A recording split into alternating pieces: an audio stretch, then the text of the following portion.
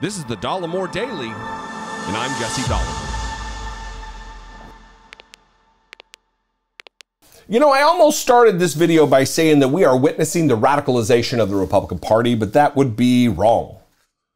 We have witnessed, over the course of decades, the radicalization of the Republican Party. We have witnessed the steady decline from liberalism, in the classic sense of the word, of the Republican Party being concerned for liberty and civil rights, to what it is now, which is a Christo-fascist organization. I will say it again, as I've said it many times, the Republican Party is the largest white supremacy organization on the planet Earth. I don't say it hyperbolically, I believe it to be fact. And we are witnessing the melding of a warped Christian worldview with government in a zealous manner. And it started in the 80s with Ralph Reed and Jerry Falwell and these types, but it is continuing now. Their goals are being seen completed with the overturning of Roe v. Wade. And also with what was written in the opinion, the attempts to put on the table rolling back marriage equality, rolling back access to contraception for women. We're talking about dystopian bullshit here that is absolutely on the table if Republicans get back in power. It is not an exaggeration. I'm going to read, because finally Congress is doing its job. Finally, Congress is starting to wield its power as a co-equal branch of government and codifying certain things into law. At least they're going to try, it seems, and that is a good thing. I'm going to read from this NPR article, House to vote on same-sex marriage in an effort to push back against court. Finally, they want to push back against the court. The House is set to vote to protect same-sex and interracial marriages, a direct confrontation with the Supreme Court, whose conservative majority in overturning Roe v. Wade abortion access has sparked concerns that other rights enjoyed by countless Americans may be in jeopardy. Because in Republicans' eyes, if it goes against their version of Christianity, it is against the Constitution. Like Mike Flynn, who recently said, I'm posting a video about it soon, that the Ten Commandments, and the Declaration of Independence, and our Bill of Rights are all created by the Bible, literally created by the Bible itself, he said. He thinks that because there's 10, the first amendments to the Constitution, the Bill of Rights, that there's 10 of them, and that there's 10 commandments, that there's some correlation. He explains it, but, you know, he's a dipshit, so it's hard to follow. Tuesday's vote in the House is part political strategy, setting up an election year roll call that will force all lawmakers, Republicans and Democrats, to go on the record with their views on the high-profile social issue. It's also part of the legislative branch asserting its authority, pushing back against an aggressive court that appears intent on revisiting many settled U.S. laws. Quote, as this court may take aim at other fundamental rights, we cannot sit idly by, Representative Jerry Nadler, a Democrat of New York, the chairperson of the House Judiciary Committee, said in a statement. While the Respect for Marriage Act is expected to pass the House, it is almost certain to stall in the Senate, where most Republicans would surely block it.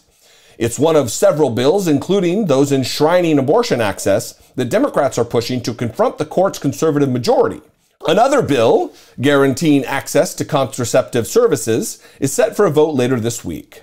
Last month, in doing away with the Roe v. Wade constitutional right to an abortion, the conservative court majority put in place during the Trump era left critics concerned there may be more to come. And this is where you need to pay attention. This is where people who say, I'm just an alarmist, need to wake up.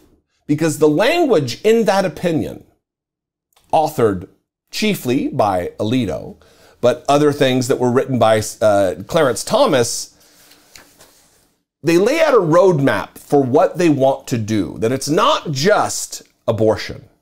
It's absolutely marriage equality. It's absolutely contraception access. In writing for the majority overturning Roe, Samuel Alito argued for a more narrow interpretation of the rights guaranteed Americans, saying the right to an abortion is not spelled out in the Constitution. So because it's unenumerated, because it's not mentioned, apparently it's not a right. How far do we want to go with that? There is no stated right to privacy in the Constitution, therefore we don't have it. We therefore hold that the Constitution does not confer a right to abortion, Alito wrote.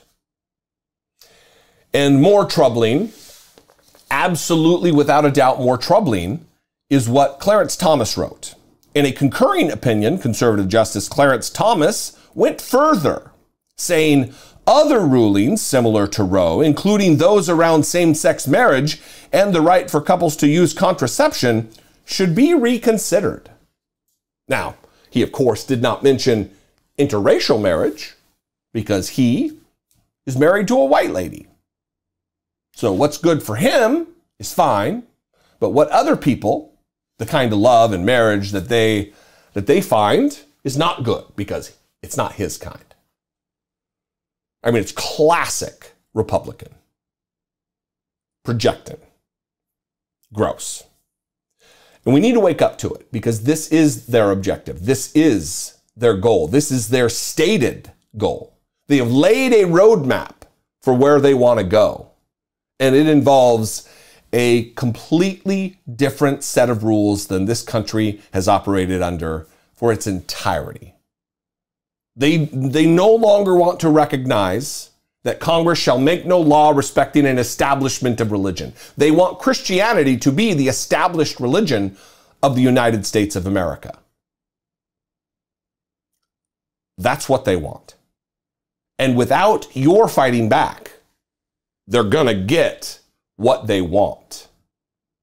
Now is the time to defend democracy. Now is the time to stand up for your country, to get, not only take yourself to the polls, but your family, your friends, your coworkers, your neighbors, people who may not otherwise be engaged politically.